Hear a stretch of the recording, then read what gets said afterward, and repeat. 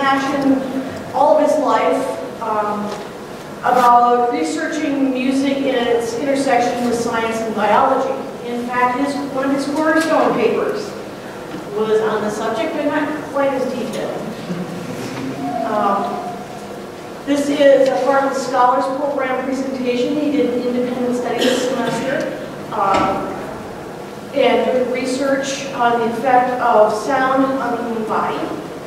I have to give two people credit who did a lot more work with him than I did, Melissa DeMota and Amanda Manson. So thank you for all your help.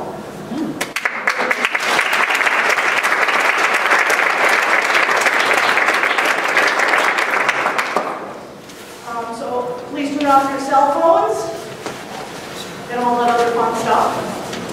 And it's with great pleasure I introduce Admiral Dell.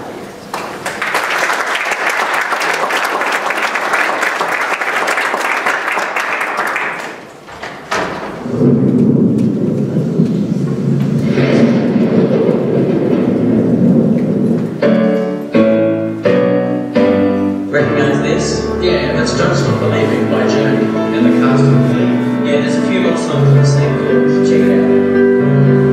My life is brilliant, my love is pure. I saw an angel, of that I'm sure. People kill and people die and children hurt and you hear them crying. Can you practice what you preach? Would you turn the other cheek?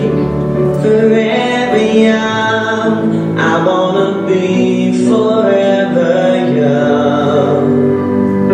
I won't hesitate no more, it cannot wait. I'm your lipstick stains on the front of the left side brains.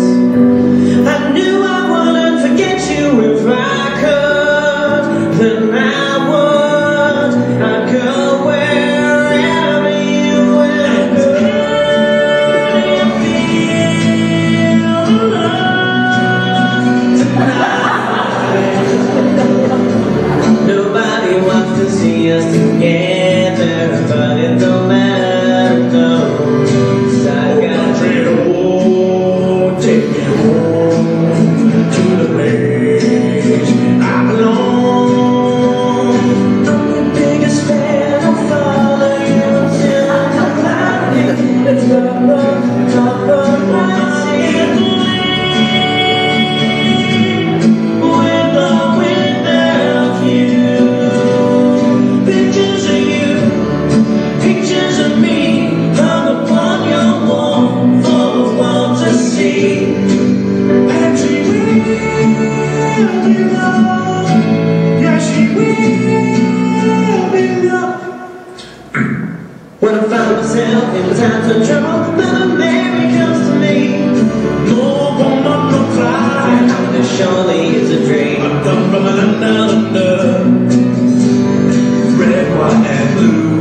Funny things you do, America, America, this is you. They say that Taylor was a good girl, never wanna be late, complaint, express, I just give thanks. I'm love like I've never needed love before. They go to your baby face. Got me, and I come to say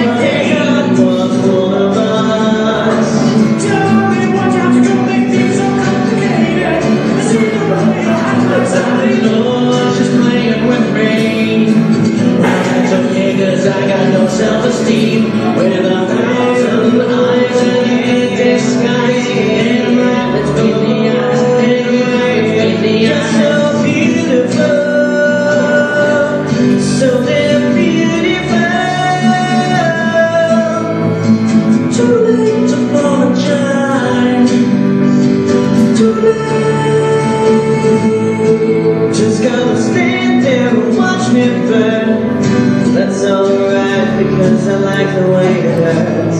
It's my life, it's now or never. I ain't gonna live forever. Can't be mine, no, we can't be mine. Poker face. Let's go party.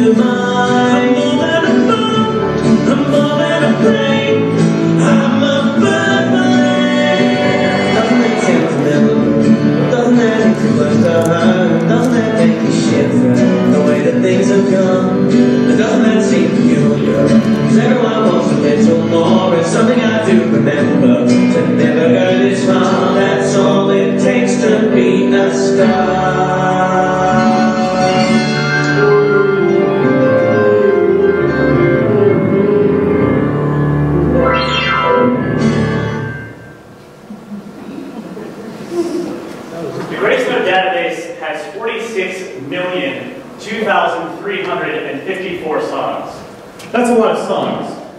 If you started off the second that you were born listening to every song in this database and listening to it without sleep until you died, you would not get to all of them. That's a lot of songs.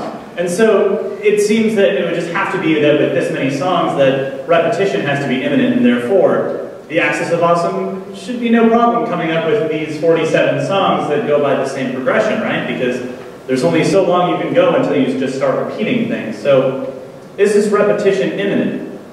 Well, to figure that out, let's go into some math here. So if we were to find the possible combinations of every 5-minute audio clip, if our ear could discern it, maybe so could a CD. And so let's look at possible combinations on one of these CDs. CDs process sound using bits, and bits can exist in one of two different states, either as a 0 or as a 1. And with that, you would require 211 million bits in order to fill up 5 minutes of audio on a CD. And so the number of possible combinations is 2 to the 211 millionth power. How big is that number?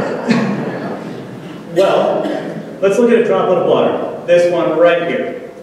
That has 6 sextillion atoms in it. Also a big number. That has 23 digits in it. That said, the number of atoms on the entire Earth, as scientists predict, is a number that is 50 digits long. Then again, to estimating the number of hydrogen atoms in the universe, that number is still 80 digits long. So now looking at possible 5-minute audio combinations with these 3 numbers now in mind, the number of possible combinations on a CD for 5 minutes is 63 million digits long. That number is insane, it's something we cannot even begin to process, let alone listen to all the different combinations. But within that, there is the first 5 minutes of Beethoven's Ninth Symphony, basically any masterwork that is ever written, as well as any masterwork that has yet to be written. This includes conversations that you had with your parents when you were 5 years old. This includes conversations that you had with Jesus of Nazareth when you were 5 years old. So, again, big number, lots of possibilities, but maybe it's not the best place to start when we're talking about organized sound that is music. So continuing on from there, let's look at possible measures of melody.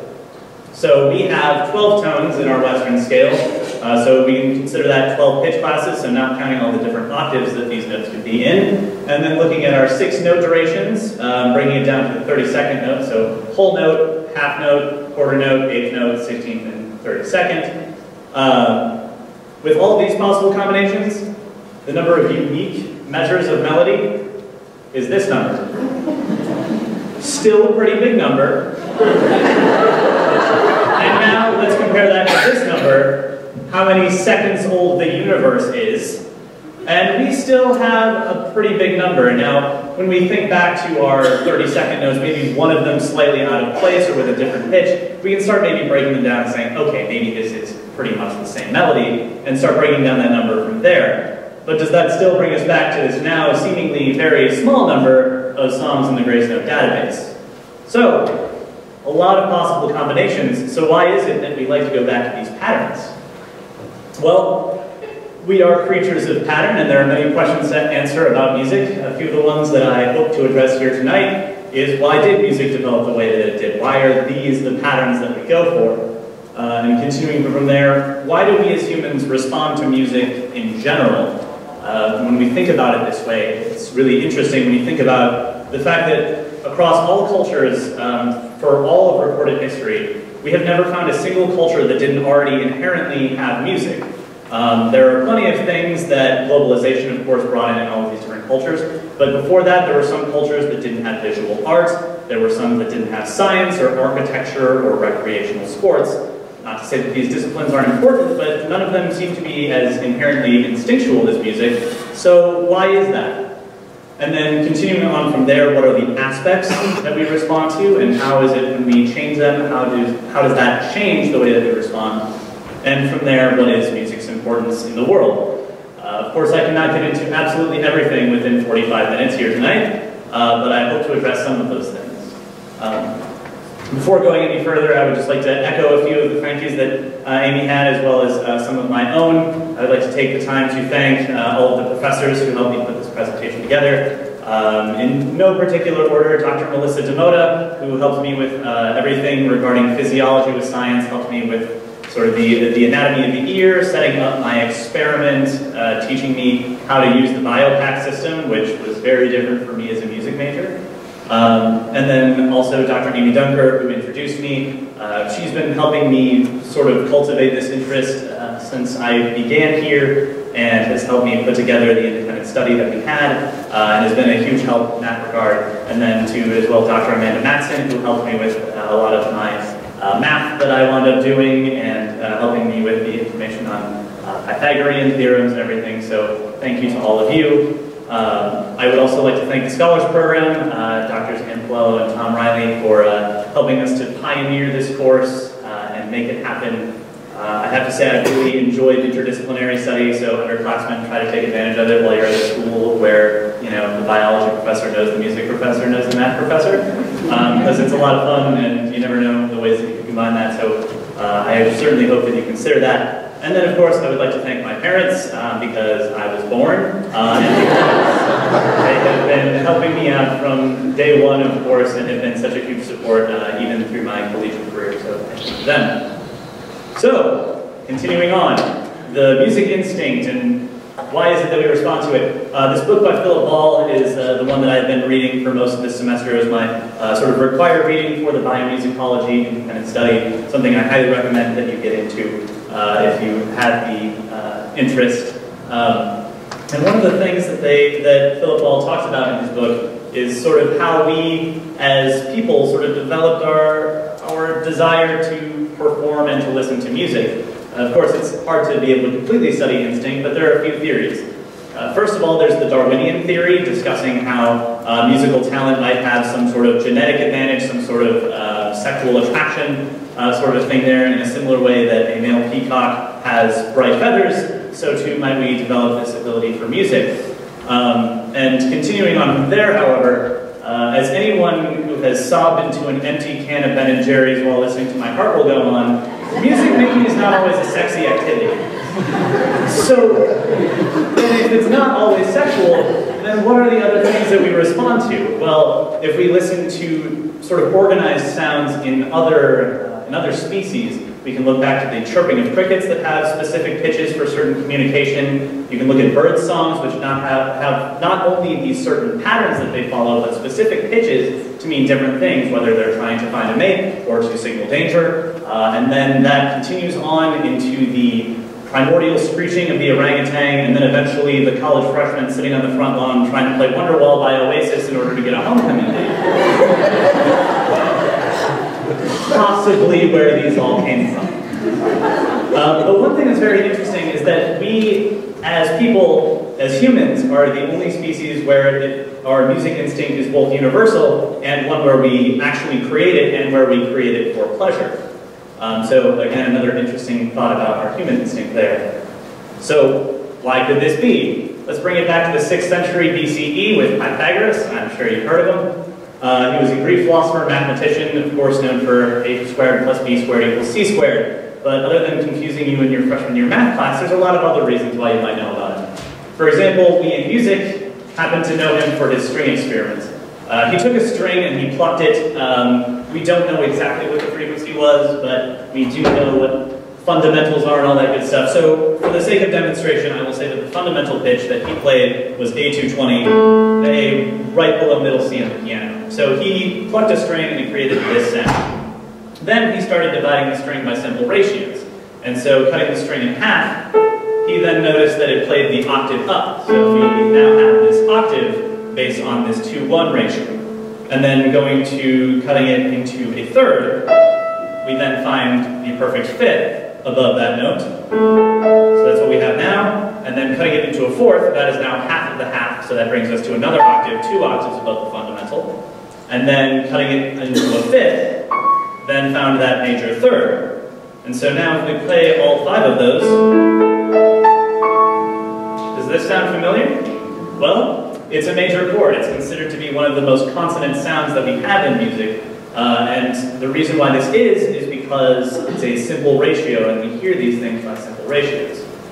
Continuing on from there, Pythagoras noted that as you started cutting the string into these different proportions, whatever the denominator was, that was how many times faster the string vibrated as well. So cutting it in half, that doubled the speed of the vibrations. Cutting it a third, 3 times as fast, so on and so forth. And so now, we measure these vibrations by hertz, which means cycles per second.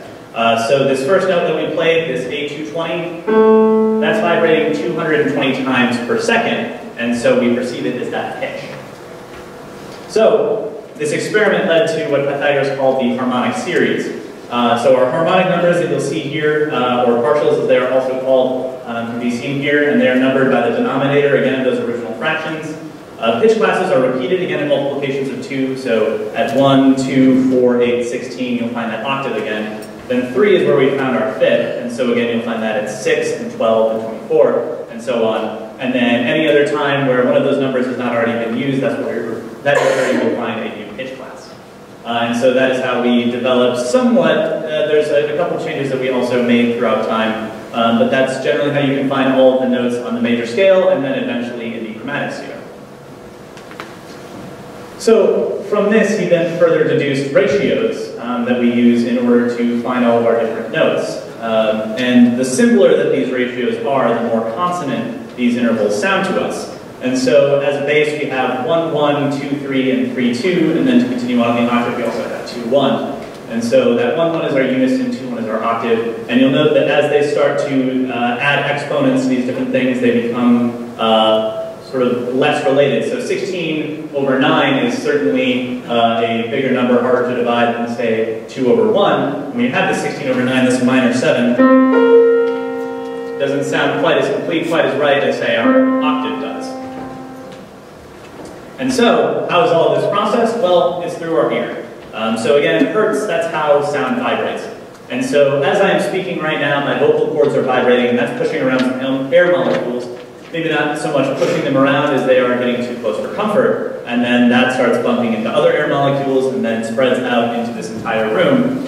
And then as these air molecules reach your ear, via the pinna, you know, the funny shaped thing on the outside, that starts to channel out all these sounds, as well as can tell the location. So some of you are hearing me at different angles because of where I'm coming from, and the pinna is what channels that sound in terms of where it's coming from. And then coming in through here, we have our ear canal, and then eventually vibrating through the tympanic membrane. The tympanic membrane vibrates in what is called a sympathetic vibration. This might be a little hard to hear, but just to demonstrate, or to take the timbres down on the piano and sing into it, then you can very faintly hear some of these strings vibrating at the same pitch.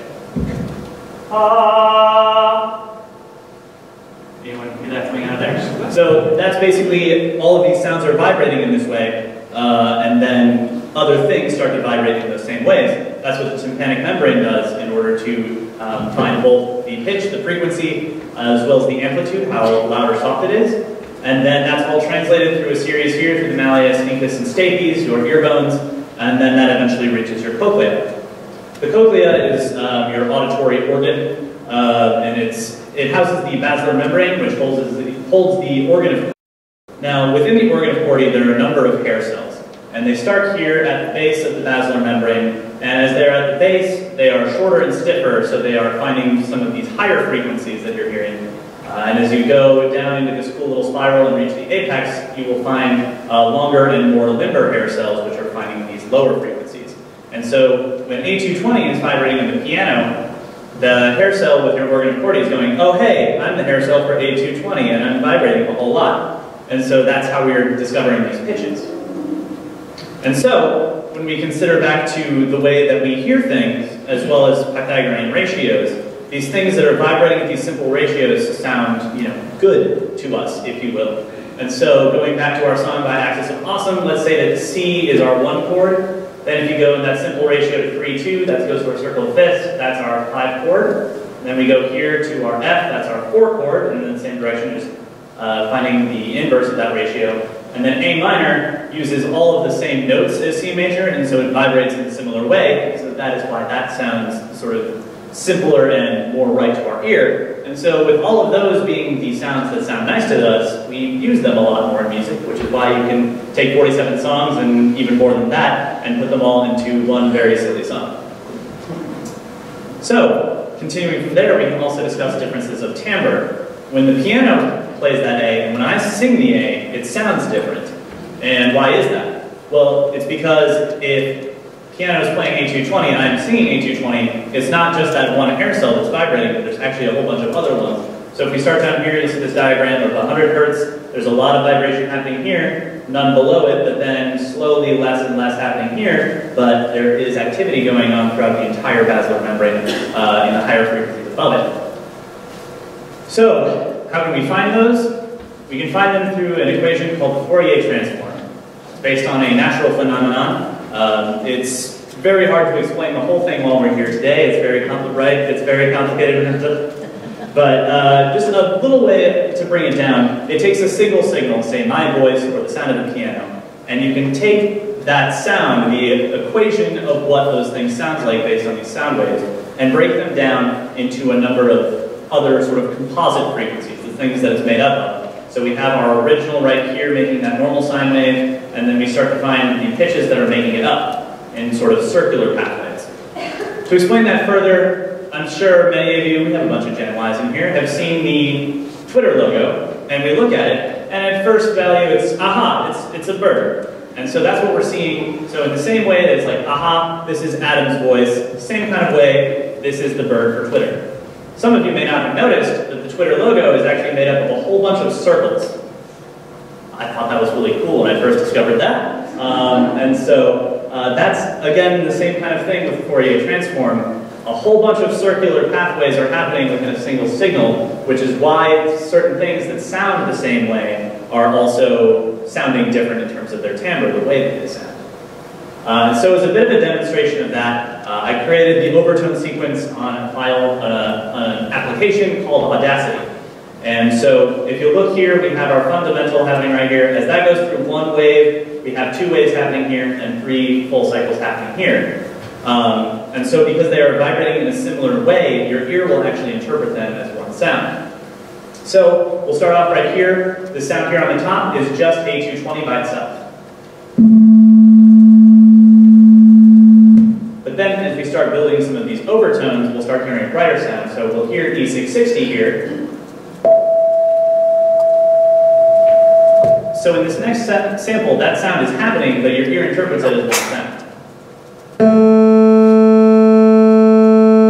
Just sort of a brighter quality. Another thing that's really interesting is that even if you take away that fundamental, you take away A220, A440 and 660 are still going on, and your ear is like, okay, well the greatest common factor of those two numbers is 220, and so 220 must be happening, so I'll still hear this as A220. Oop. And I'll still hear this as A220.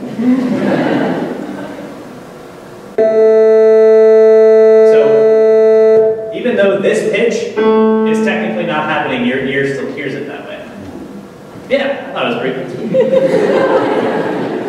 So, just how complex can some of these timbres get? Well, this diagram here of all of these different overtones happening, that is me saying the quick brown fox jumps over the lazy dog. That is a representation of my voice. That is how many sounds are happening just from me speaking that you can perceive. So, why is this important? There we go. This could be part of some of our conditioning. Maybe not everything is completely natural, but maybe after you've known somebody and, say, fallen in love with them after a very long time, it might mean more to you that they are singing a love song than, say, Marvin Gaye singing it.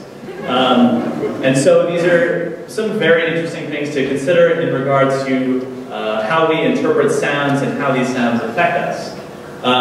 So looking at this, just a few of the hormones that are known to be released when you are listening to music. You have norepinephrine, which is affecting your alertness and your arousal. Dopamine, I'm sure many of you have heard that one. It's sort of your neurological reward system. Serotonin for mood balance. Another one that I didn't think to put on there, but there are plenty of them. We have norepinephrine. We also have epinephrine or adrenaline. This is something that you could most look to maybe with marches, getting people ready for for going off to war. Or I'm trying to think, do we have any men's volleyball players in here, or anybody who watches a lot of men's volleyball? Woo! Okay, so would it be more or less climactic if we didn't play Chelsea Dagger after you won? Probably less fun, right? Exactly, because we listen to that, we go, and we're all getting really excited. That is, again, that release of adrenaline after a good win. So, how does this happen exactly? Well, we can start looking at how these different sounds and how they kind of pair together, how they group together, as sort of working either with or against our own nature. And so we use in nature dissonant sounds to signal some sort of stress or some sort of danger. If there is some sort of animal that is, shrieking because something is coming to attack them, they're probably not going to sound pretty. It's not going to be a major chord being like, I'm a major chord and we're about to get attacked. It's usually something that does not sound very nice.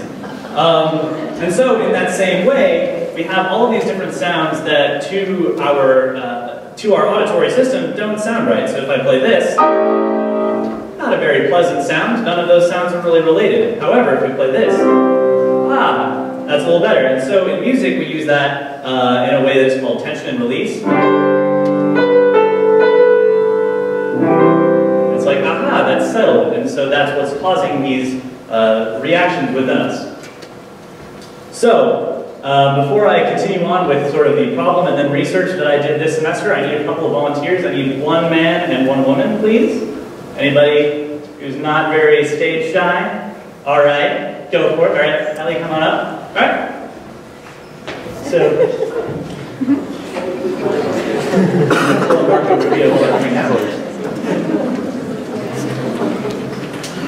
so why don't you introduce yourself? Okay, I'm Ellie. Nice. Hello. Right. I'm Nick.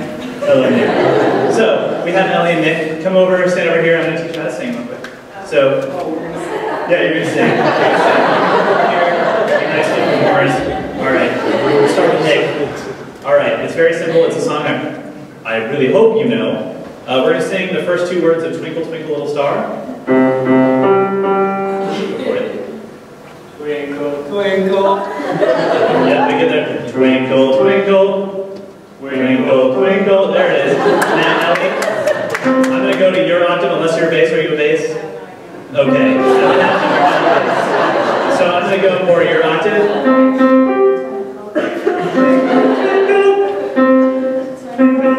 There we go.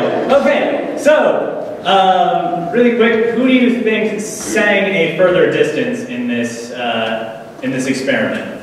Did it sound like they sang the same thing, or did they sing something different? Yes, right. Sounds the same. I'm sure that maybe some of you extrapolated from some incomplete data might know otherwise, but it sounds like they sang the same thing. Just those perfect fifths, the Twinkle, Twinkle, Little Star. Please give them a hand.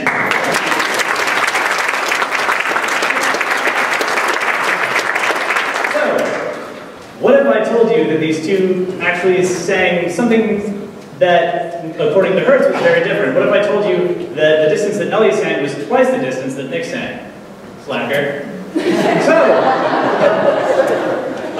we have, of course, our male volunteer lower voice singing an octave below that. Again, as these octaves start to go up, these frequencies start to double, and so the number of hertz, again, doubles between these intervals that are considered to be the same. This is what's considered to be a perceived linear function. It's not linear at all, but it's perceived as a linear because of the way that your ear just hears things. And so as we look at that, we convert, as musicians, we convert these hertz into what are called cents, and that's how we tune things. And so within a single octave, we have 1,200 cents. Again, these numbers are completely arbitrary. We created up 1,200, but it was just to make some simple numbers. So we have 100 cents per half step.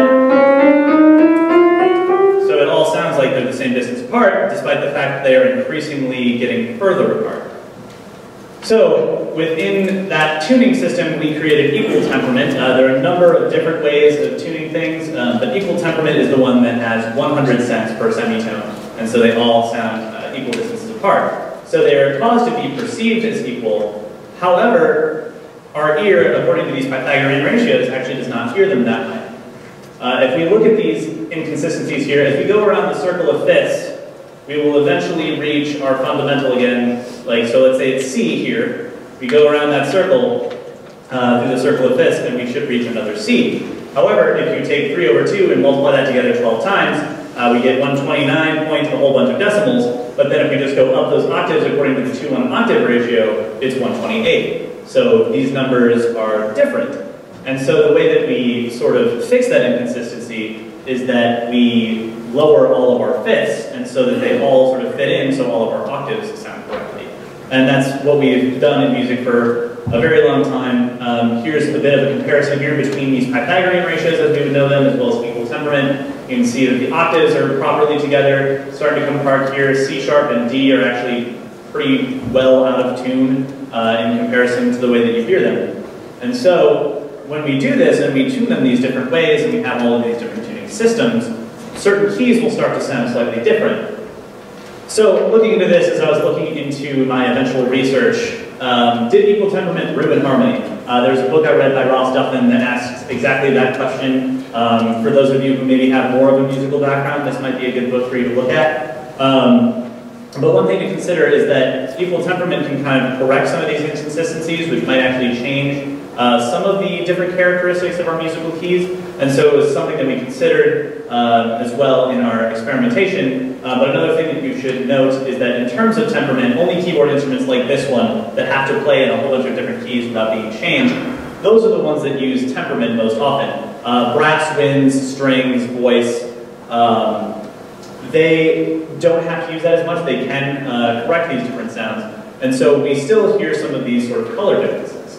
And what do I mean by color? Well, we've sort of heard these differences in keys for a very long time. Back in the Baroque era, in the 1600s, we had the doctrine of affections, which talks about how to bring about emotion in music. And one of the things that is discussed is these different musical keys. We go on even later to Alexander Scriabin. He was a late 19th century, early 20th century composer. He had synesthesia, and so when he heard things, they looked like things, and when he saw things, they sounded like things. All that kind of stuff. And one of the things that he said is that he heard all of these different keys having different literal colors. I personally have some similar ideas about colors and keys, and many other musicians and scholars do as well. Scriabin personally, when he heard C, thought of more of a red. I've known a lot of people, including myself, who kind of think of C as sort of a white key. He sees F as sort of that sort of darker maroon color. There's also been people who say that it sounds like green. So this is really interesting, and of course there are some inconsistencies from person to person, but a lot of music scholars say, oh hey, there are these differences. And so I was asking, okay, why do we hear these differences? What are these sorts of different characteristics, and how can they affect our physiology? So, a couple of things that I considered is one of the things that I've heard ever since I began my music education, and something I've always been interested in figuring out. We say that sharp keys are brighter and that flat keys are more mellow. Our key of C, that is one that has no sharps or flats and it's considered to sort of be a neutral key. As you start to add sharps, again, that brighter sound, flats, and more mellow sound. Then also thinking of some other aspects, we consider higher frequencies. Again, higher frequencies in nature usually signal danger. And looking at that, if you've been to a Broadway show or an opera, usually a key change signals some sort of big climactic moment where they raise the key and you feel more excited. And so maybe a higher key could also be affecting physiological responses. And so with this, we have these two theories that you see here at the bottom. Higher pitch ranges leading to higher heart rates and respiratory rates, and then lower keys with more flats are more mellow, as in they might slow cardiovascular and respiratory rate. And so, in order to do this experiment, we came up with two different musical examples and used these theories in different ways. The first example that we have here is R down in D and then lower to D flat. And so in this way, this is a piece that I used for the play that we did back in the fall, and it compares the two theories alongside of each other. And so that's lowering it into a more mellow key, and so we took them in ways that we thought would relax physiological response. And then in Gaze Your Joy of Man's Desiring by Bach, we then compared the two theories against each other. So we're raising it, but then also to a more mellow key. And so let's take a listen to all of these sounds that our various subjects listen to. So this is R down in D, the original key.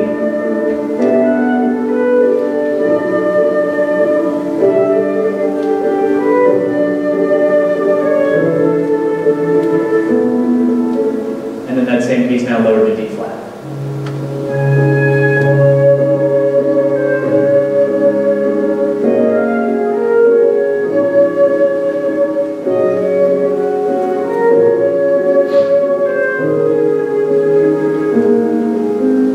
Jesu Joy of Man's Desiring in its original key of G.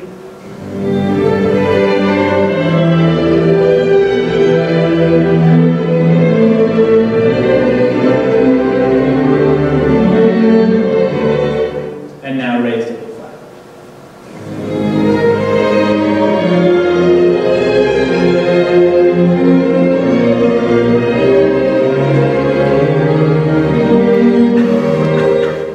And so, using these pieces, we then conducted our experiment. We had 18 subjects ranging from the ages of 18 to 23, as in classmates. And so we had 11 women and 7 men. We measured cardiovascular activity. We measured everything using the BioPAC system, which is what we have here in our Center for Science Inquiry. We used an EKG to measure heart rate, and then respiratory rate and tidal volume were measured with a spirometer. And then we started with 3 minutes of silence as a control group to kind of get a baseline based on silence, what these different people's respiratory rate and cardiovascular rate were. And then we had 3 minutes of silence between each 2 minutes of music. So it would go 3 minutes of silence, 2 minutes of music, 4 times. And then we had 8 different playlist orders, and so sometimes we would start with Our Town, other times we'd start with Gaze Your Joy of Man's Desiring, and then sometimes we'd use the original key first, other times the altered key, just to make sure there wasn't anything with the order that was affecting what our physiological responses were. Continuing on from there, it's a very touchy button. From that, we collected our data and started doing our analysis. What we noticed is that in terms of our EKG, that's where we saw some very concrete results. All 18 of our subjects saw the biggest change between their Our Town examples, and so comparing Our Town in D to D flat, we have our beats per minute on this axis here. Right here, it doesn't look like there's too much of a difference, so I turned it into a number to kind of explain it a little better. Our Town in D, there was about 83.5 beats per minute versus 80.7-ish during Our Town in D flat. And so this is being lowered by 3 beats, which doesn't really seem like a lot, but when I think back to other physiological experiments where we've done where entirely different pieces get a difference of, say, 10, the fact that we only changed one aspect of an otherwise identical piece, that was a very interesting difference to me. And again, we saw that in all 18 subjects, no one had a different response to the differences in these 2 keys. Then looking over to Gaze Your Joy of Man's Desiring, a majority showed a more relaxed BPM during A flat over G. However, there was a little bit of crossover. Some people felt differently than sort of what this norm would otherwise be considered. And we also saw that in a lower difference in heart rate. So moving on from there with our p-values, our respiratory rates sort of followed some similar patterns, but none of the data that we received was significant with that regard. But looking at our EKG data, we had a lower beats per minute versus silence with an incredible p-value. The lower you have, the better, and about 0.05 is you want it to be lower than that in order for it to be significant. And obviously this is much lower than 0.05 versus silence. And then the lower BPM versus our town and D was a difference there that you can see. And so we're pretty sure, based on these numbers, that these differences in EKG didn't happen by any outside sources, by any other sort of things that were affecting this person. We are now pretty sure there was a difference in this music that was causing this difference in heart rate. And one other thing that I found really interesting was the fact that the difference between silence, our town, and D, and Yezu and G, again, these original keys, all these differences between each other, between all three of them, were insignificant. And so if we look at our town and D, the difference between silence being insignificant and our town and D flat versus silence being incredibly significant, that was another very interesting result that we received.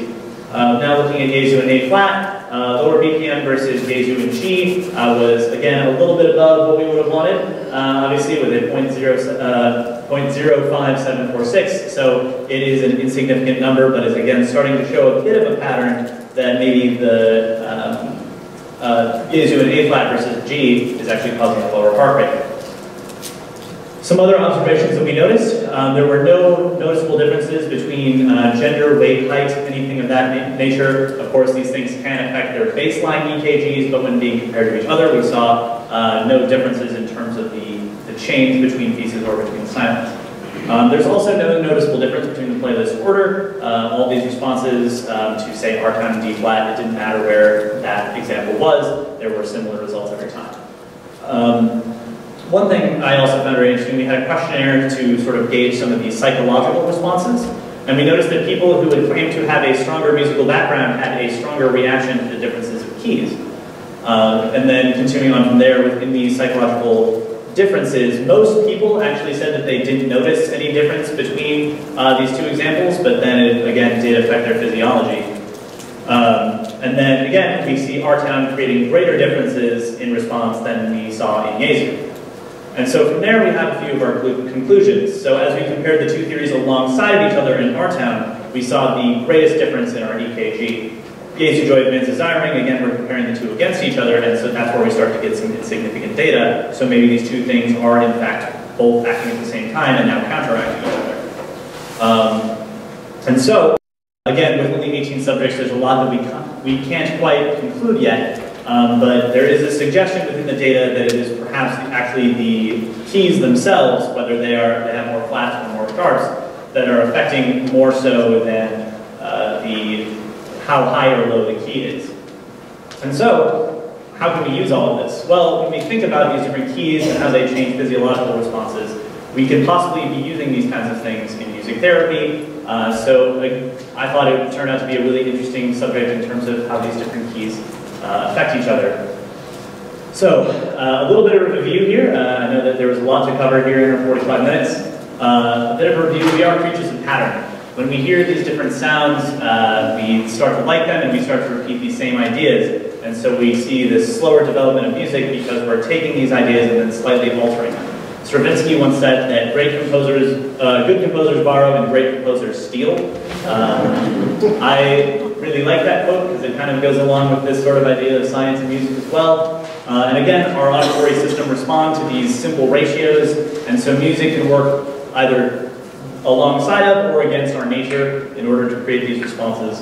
And so, how can we use all of this? Well, music might be more powerful than I think most people imagine. In order to see that, I would like to introduce you to a man named Henry.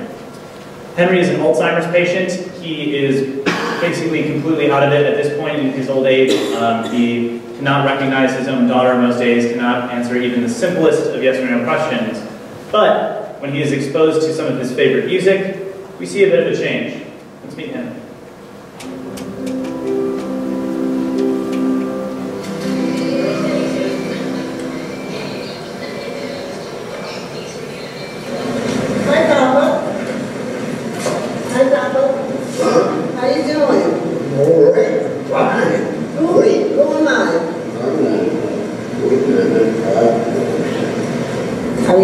Charlie. used to walk us down the street, me and my brother, and he would stop and do singing in the rain. He would have us jumping and swinging around poles. He was, you know, he was good. He was always into music, you know, always loved singing, dancing. We first see Henry inert, maybe depressed, unresponsive, and almost unalive. Henry. Yeah. Henry. Yeah, so. I found your music. You want your music now? Okay. Let's try your music, okay? And then you tell me if it's too loud or not. Then he is given an iPod containing, we know, his favorite music.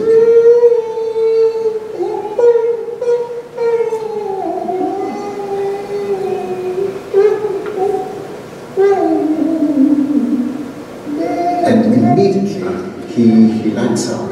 His face assumes expression, his eyes open wide. He starts to sing, to rock, and to move his arms, and he's being animated by the music. What does music do to you? Give me the feeling of love. No man. Because right now the world needs to come into music, singing. You got beautiful music in. Beautiful, all lovely. And I feel the veil of love, dream. Lord came to me, baby, holy, I'm a holy man. So he gave me this sound.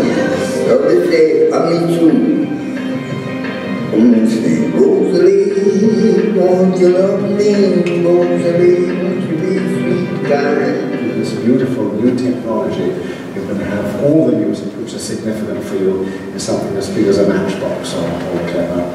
And I think this may be very, very important in helping to animate, organize, and bring a sense of identity back to people who are out of it. Otherwise, music will bring them back into it, into their own personhood, their own memories, their own autobiographies. If you take nothing else from my lecture tonight, please make it this. Music is important. In our increasingly pragmatic Western society, we're very quick to ignore things that aren't immediately measurable. But there are things that we've noted. Again, music is universal throughout humanity. It's part of our instinct. And it is something that we have used for communication and for pleasure and for so many different uses throughout our entire history. If we look at it, the entire tradition of slave songs in the antebellum period grew out of field hollers and then eventually became one of the great symbols of hope for the slaves. If we look at prisoner of war camps, most specifically, we can look to Auschwitz and see evidence of people forming choirs while they were imprisoned there. Music isn't just something that we do, it's not something that's random and you can maybe get to it if you have a little bit of time. It is inherently part of who we are, and it is something that we should nurture because music does not affect who we are just as scientists, or just who we are as mathematicians, or as teachers, or people checking off a box on their liberal arts education. It affects who we are as humans. Thank you very much.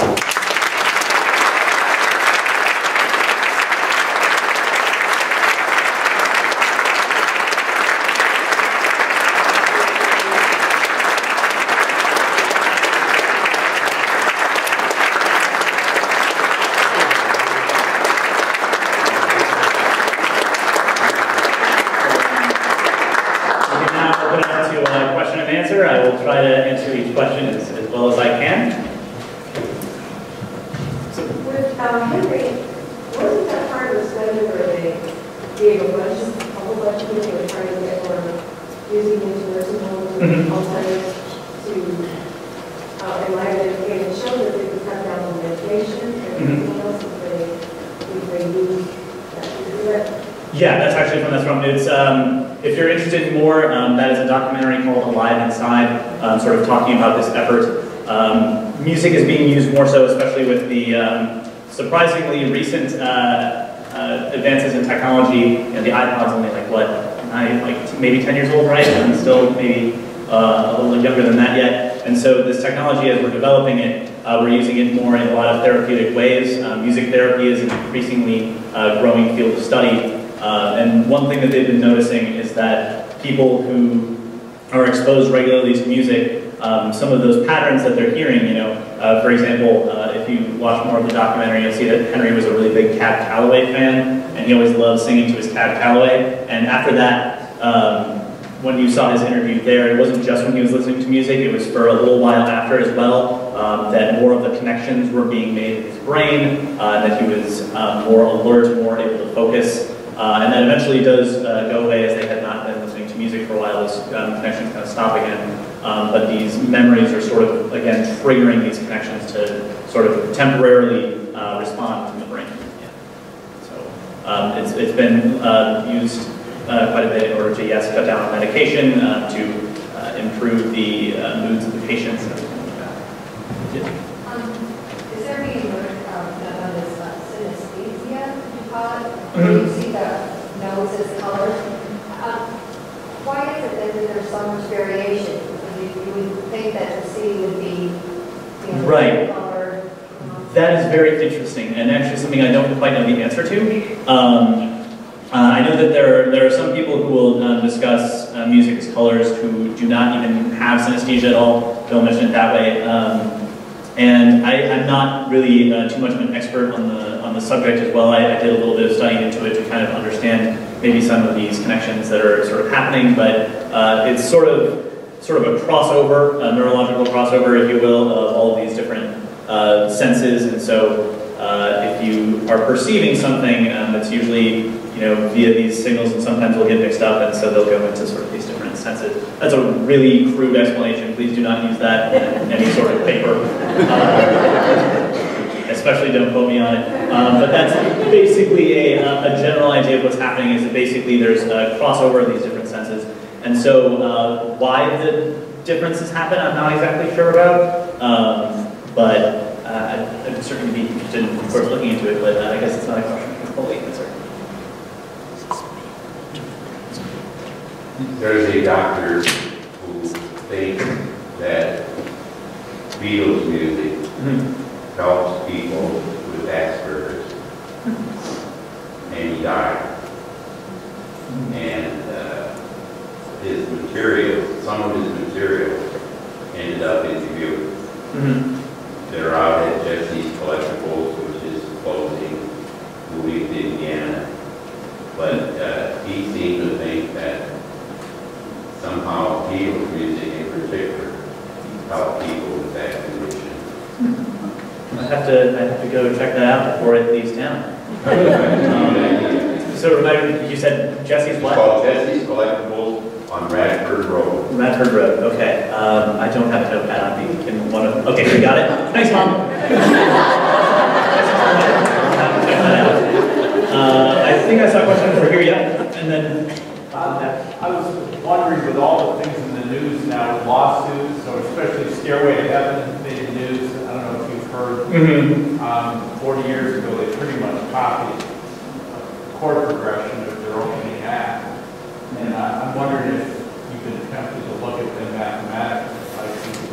I would be really interested. I've known a lot about that. I know I briefly mentioned Marvin Gaye earlier, and I would have thought that with all of my discussion of repetition, I would have mentioned that the Marvin Gaye estate is going crazy right now with a whole bunch of music that's coming out. There's one song that Marvin Gaye came out with that had like a similar, like, that when, who was it? Guy who danced with Miley Cyrus, what's his name? Blurred Lines. Robert Thicke. Yeah. What? Yeah, so there were like all these different songs that have come out in recent years where these lawsuits are happening, and I'm trying to think of what else. I think "Stay With Me" and "Won't Back Down." There are some similar sort of melodic progressions, and that led to a lawsuit. I mean, I've looked into it very briefly. I personally think it's kind of silly because we do kind of use some similar ideas. There was one guy who I met at a conference in Michigan, I was at the University of Michigan, attending a composition seminar. This guy completely did not realize that he quoted Beethoven's Fifth. Like, it was like in this middle of this like post-minimalist, like a lot of stuff going on, and then all of a sudden there was da da da da da da da da da. Did you hear that? Like, there was like me and one other person were just like, Yeah, no, we're not crazy. We heard that. So quotations of music happen accidentally all the time. I had a piece that was premiered by the DSO, and someone came up to me afterwards and said, "Nice Jurassic Park quote." I'm like, what? So I think those kinds of things happen all the time personally. Yes? So I just wonder if there's certain types of music that might be anything you can find. For example, when I was a kid, when we were taught something, you go, yeah. But you know, if you go to Spain, you see kids do exactly the same thing. Or in Thailand, and they're singing the same tune. It's almost like universal. So there's a bit of understand why that is that it would be the exact same tune. Yeah, I don't know. I know that we do a lot of sampling in the music community of like where we will intentionally take a same melody. So maybe it was just some sort of thing that happened with sort of cross-cultural things. It's somebody told somebody and they're like, I like making fun of people with that sequence of notes. But yeah, you hear that kind of thing on more sort of noticeable ways too. For example, My Country 'Tis of Thee is the exact same melody as God Save the Queen. We did that intentionally because we're Yankees, dang it. And so, yeah, you'll hear a lot of those kinds of things. I wouldn't personally know the thing on Nya Nya Nya Nya personally. But there are certain things that kind of sort of sound similar ways, and you can also hear them kind of happening across cultures too. There are a lot of cultures that are like multiple cultures, so we'll hear a tritone, which is, in terms of two different notes, the two most dissonant notes that you can get on our scale, right here. And some people said that was an evil interval, like you can use that interval to summon the devil. Dang, I was really hoping that someone would walk in just right there. But yeah, and so there's a whole lot of interest to that, so maybe there's something with intervals that might have a similar thing, but yeah, a lot has evolved out of our instinct, if that answers your question. Yeah. The story with Henry brought back last year, our church had a contingent that would go out at the holiday times and sing Christmas carols for members who weren't able to get out. And one wonderful gentleman who went to sing to the nursing home was in Alzheimer's and couldn't carry on a conversation with the pastor. But we had years ago, when we started singing Christmas carols, he joined us. And he sang every word of every song. And it really brought home that music is maybe one of our more powerful languages. Absolutely. Like, for example, how many of you learned your ABCs without the tune? I don't see any hands. Wait, are we talking to Sunil now? Well, hey, let's talk about this. Maybe we get some yeah, and so it's really interesting things. Music has been used for a lot of different, reasons for pleasure as well as reasons just purely out of like utility. The reason why Gregorian chant was used in services was, well, one, because singing, you can hear it better than speaking, and then otherwise people were able to remember words due to music a lot better. For example, I'm planning on going to do some karaoke this evening, and I'd probably not just be able to remember the words to one week if I didn't have the melody there with me. And so there's just, it helps with memory as well, in that regard, gives some guideposts. And so there's a lot of really interesting sort of cognitive things that music does in that same regard. And so I think it's really something that needs to be explored, especially in the health sciences, personally. So, yeah. Other questions? And I think it was maybe Annie Moses group that appeared at University of Dubuque. And they had 4 generations of teaching music, but now they have an institute. They claim at the other end of the spectrum that very early, like 5 years, the music does certain things to the brain and makes connections and synapses that therefore make the brain better to do other things, whereas they would not be able to do it easily if those connections were not made with music. Yeah, absolutely. Actually, I'm trying to think, maybe no less than 6 hours ago, I actually wrote a letter to Terry Branstad regarding the importance of music in education in terms of the development of the brain. Recently, there was a closing of a Sioux City orchestra program because they wanted to have another room to teach STEM courses. And by all means, I mean, obviously you've seen here, I have an interest in the science and in mathematics, so obviously STEM courses are very important, but I think that the arts and having sort of that very like all-encompassing education is very important, and we see it in our students as well. Like, I never really like to try to justify music's importance in this way because it's really obvious to me how important it is personally. I might have a bias, but music, people who regularly study music have higher scores in science and math. They're less likely to be involved in crime. They're more likely to pursue higher education. And you know, the answer might be, you know, somewhere within our studies of music and science. Absolutely. If you have any other questions, please do feel free to find me at the reception. We have some cookies and punch. I almost said punch and cookies, or cook and punchies or something like that. I don't know, but we have food and drink outside. Please feel free to discuss. Come up and talk to me. I don't like